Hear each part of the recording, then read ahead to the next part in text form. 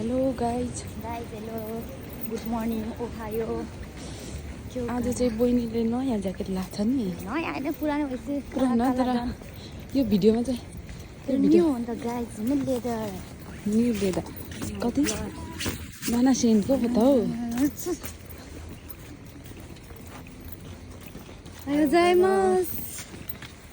बहिनी त एकदम गेङ्की हो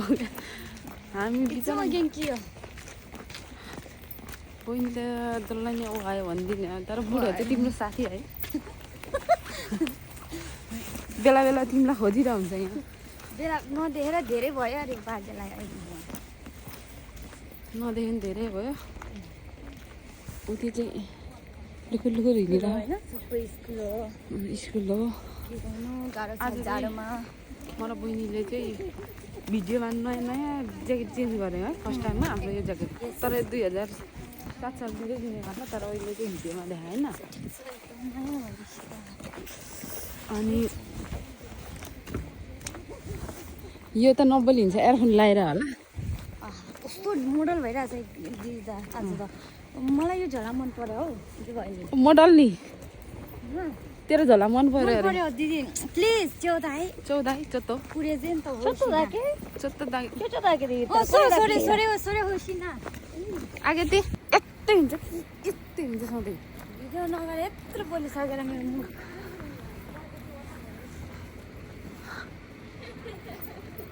यस्तो होइन ल सबै पार्टी होइन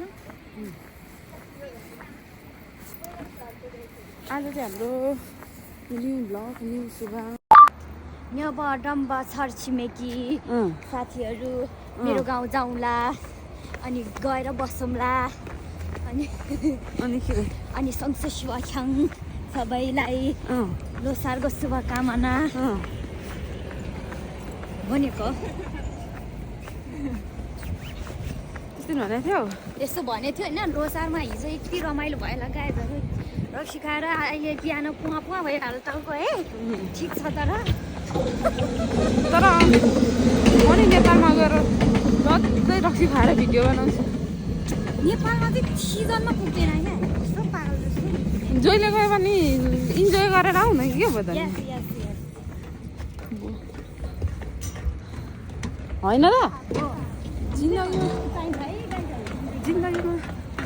इन्जोय भनेको ठुलो कुरा हो मरिलानु के छ र भोलि आएर भोलि कि आज मरिन्छ थाहा छैन जिन्दगीमा हाँसिरहनु बोलिरहनु होइन